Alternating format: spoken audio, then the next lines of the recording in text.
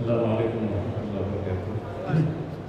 Sekalian, saya kira pada hari ini penting sekali dan ini ada pertemuan sekaligus laporan perkembangan reformasi birokrasi. Seperti kita tahu, reformasi birokrasi menjadi inti daripada perubahan, perbaikan yang kita lakukan di dalam segala sektor, termasuk juga pengentasan kemiskinan, masalah investasi, dan lain-lain pelayanan publik lainnya. Dari laporan yang disampaikan oleh Menteri PAN, ternyata banyak terjadi perubahan-perubahan, kemajuan-kemajuan yang dicapai. Sebagai kita ketahui bahwa reformasi yang dilakukan sekarang adalah reformasi berdampak dan juga peningkatan dari semua lingkungan pemerintah, cuma dari pusat, pemerintah, kementerian dan lembaga, kemudian juga dari provinsi-provinsi, termasuk dari kabupaten. Memang kalau jumlah persentasinya itu kementerian dan provinsi sudah lebih tinggi, tetapi kabupaten kota ini sudah mulai ada beberapa peningkatan-peningkatan yang signifikan. Artinya kinerja reformasi birokrasi kita dari waktu ke waktu mengalami perbaikan-perbaikan yang signifikan. Saya kira itu yang saya sampaikan. Oke, silakan siapa yang akan bertanya terkait dengan tema ini. Mungkin nanti Bapak Wapres akan memberikan highlight ya. Bapak Menpan RB dan Ibu Menteri, Pak Mendagri, mereka semuanya pada berprestasi mendapatkan penghargaan, mungkin bisa memberikan elaborasi lebih jauh nanti. Silakan teman-teman. Iya Pak Wapres, saya Ragil dari Radio El Sinta. Pak, tadi Bapak menyampaikan bahwa MPP itu kan berdampak positif pada ke zona hijau. Apakah ada upaya gerakan masif terhadap daerah-daerah yang belum membangun MPP? Karena apa sebenarnya kesulitannya? Dan tadi disampaikan juga bahwa ada apresiasi dari internasional, pelayanan publik itu kan dinilai positif, tapi masih ada oknum-oknum yang melakukan tindakan hukum, korupsi dan sebagainya. Apakah evaluasinya ke depan dan apa harus dimonitoring ketat agar tidak terjadi lagi? Terima kasih. Ya, pertama soal MPP itu sudah sisanya itu tinggal 156, sisanya itu sedang akan kita tuntaskan di tahun 2024 ini. Dan memang dampaknya sangat besar sekali, apalagi yang kita arahkan sekarang itu MPP digital ya, sehingga pelayanannya lebih terintegrasi. Saya kira hambatan-hambatan apa itu saya kira nanti Pak Menteri PAN, Menpan saya minta nanti ya. Dan juga penilaian yang tadi saya sampaikan itu sudah cukup bagus. Kita ada peningkatan-peningkatan dan penghargaan dari internasional ya. Tentu saja untuk melakukan perbaikan itu tidak harus seperti membalik tangan kan. Oleh karena itu menjadi daerah-daerah bebas korupsi, wilayah bebas korupsi, terus zona integritas itu kan terus dari waktu ke waktu terus. Jadi tentu belum sempurna itu. Nah untuk memberikan lebih, saya minta Menteri PAN ya dalam dua hal itu. Baik, terima kasih teman-teman sekalian. Atas saran Pak Wapres untuk percepatan mall pelayanan publik sekarang telah kami rubah kriterianya. Dulu bangunan tertentu harus besar dan seterusnya, tapi sekarang yang penting pengintegrasian layanan tidak harus besar, tapi yang mudah dijangkau. Yang kedua, sekarang telah didorong atas saran Bapak Presiden dan Pak Wapres adalah menuju ke MPP digital. Sehingga pelayanan publik sekarang sudah ada 21 kabupaten kota percontohan. Mereka telah ramai-ramai melakukan face recognition agar tidak perlu lagi melakukan pengisian data. Untuk memotivasi ini memang kita berikan penghargaan mereka Tapi tadi kami diskusi dengan Bu Menteri Keuangan, bukan tidak mungkin ke depan akan kita berikan penghargaan insentif bagi daerah yang cukup maju pelayanannya terkait dengan mall pelayanan publik. Yang rata-rata mengintegrasikan pelayanan di atas 100. Ada yang sampai 200 perizinan terintegrasi dalam satu tempat. Bersama Pak Mendagri kami koordinasi terus untuk mendorong percepatan ini.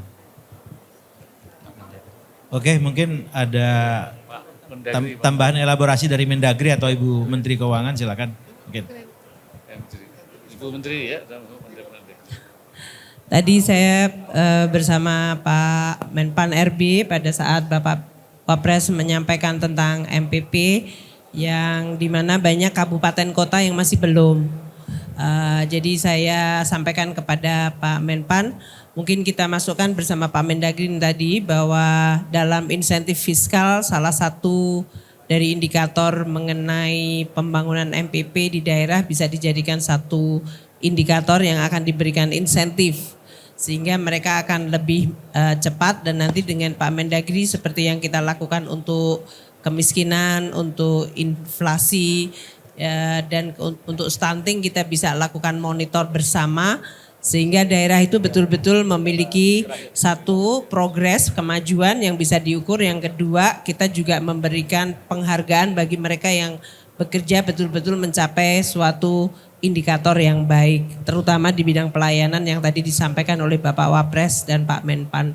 Jadi nanti kita formulasikan dengan Pak Mendagri dan Pak Menpan mengenai bagaimana insentif fiskalnya sesuai dengan indikator pelayanan yang sudah mulai dibangun oleh banyak kabupaten tapi masih banyak yang belum. Ini terutama penekanannya kabupaten kota tapi tentu untuk provinsi juga akan terus kita lakukan karena tadi terutama provinsi sudah relatif baik. Terima kasih. Langsung ya. Saya izin menambahkan kalau Ibu Menteri Keuangan memberikan reward bentuk insentif fiskal, dulu namanya dana insentif daerah. Ya. Nah, dari Kemendagri ada instrumen lain, sticknya, yaitu punishment. Di antaranya kita tahu pada daerah sekarang ada 2. Lebih dari hampir 210 itulah penjabat. Kemudian sekitar 270-an lebih itu yang hasil pilkada. Kalau yang hasil pilkada ini kita dorong, kita berikan teguran tertulis dan diumumkan ke publik.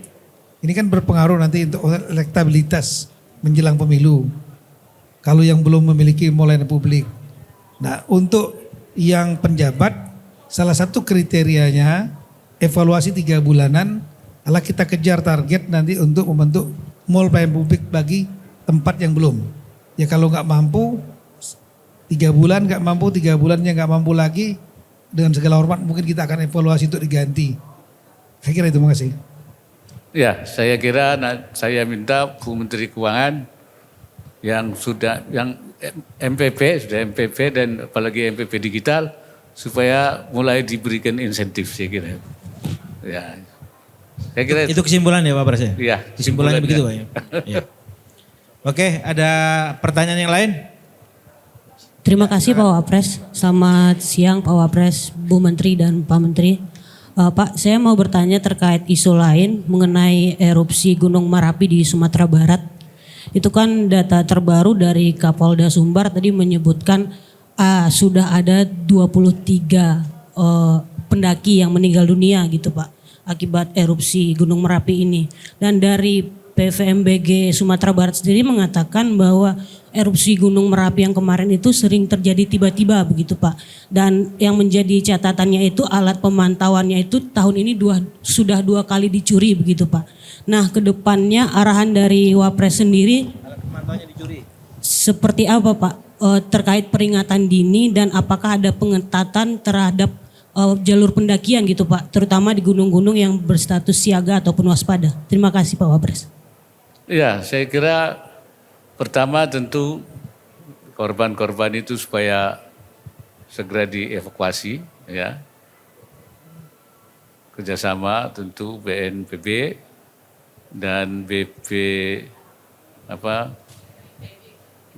daerah ya, Badan Penanggulangan Bencana BPBD daerah, provinsi dan juga kabupaten agam dan apa namanya itu,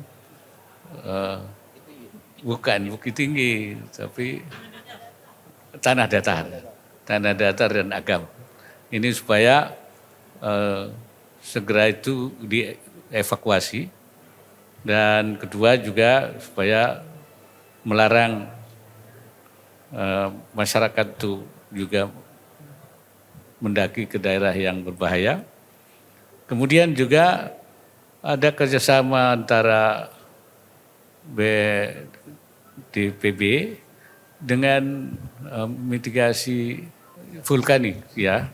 Ini supaya mereka bekerja sama untuk bisa terus memantau, jangan sampai nanti akan terjadi bahaya, tidak ada warning, ya, untuk pelarangan. Dan tadi seperti tadi dikatakan ada yang dicuri, ya. Nah itu supaya pengamanannya. Nah ini jadi ke depan hal ini harus lagi dibenahi, lebih hal-hal yang bisa mencegah kemungkinan terjadinya pendakian pada saat terjadi yang berbahaya. Nah mungkin saya minta bantuan Pak Mendagri ini, ya, dalam menghadapi seperti ini. Silakan Pak Mendagri. Ya, jadi memang kita sudah koordinasi juga dengan pemerintah Provinsi Sumbar dan pemerintah kabupaten, tadi utamanya penyelamatan nomor 1, evakuasi. Kemudian setelah itu melakukan evaluasi, mulai dari peringatan dini, sistem peringatan dini tadi memang harus dipikirkan langkah-langkah untuk bagaimana agar peralatan tersebut tidak sampai dicuri, dijaga, ya, kerjasama dengan kepolisian dan yang menjaga konservasi sana, Jagawana, polisi hutan sana. Dan kemudian memang dengan adanya sistem peringatan ini sebetulnya sudah yang dicontohkan di Sulawesi Barat, perlu dibuat drill bila terjadi kejadian bencana, maka apa respon cepat yang harus dilakukan. Saya kira drill seperti ini yang nanti akan kita sampaikan dalam Zoom meeting nanti hari Senin kepada seluruh kepala daerah, untuk daerah-daerah masing-masing sesuai dengan potensi bencana masing-masing melakukan drill, sehingga jangan sampai terjadi kejadian baru responsif. Jadi sudah ada langkah-langkah kalau terjadi apa-apa, plan A, plan B-nya. Saya kira itu nanti. Terima kasih. Oke, saya kira terima kasih. Ini waktunya tidak mencukupi karena saya sudah ditegur oleh ajudan untuk melanjutkan perjalanan ke ini. Ya, baik, terima kasih. Kalau gitu. Assalamualaikum warahmatullahi wabarakatuh.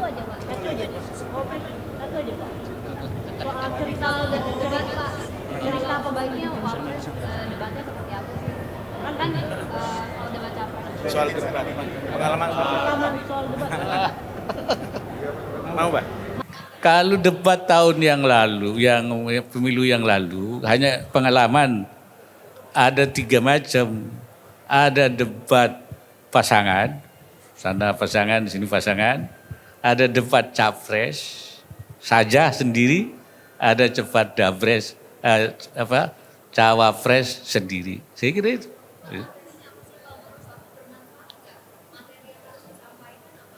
Itu saya kira nanti KPU lah yang menilai nanti hal-hal yang memang menjadi concern kita di dalam pembangunan ke depan itu seperti apa.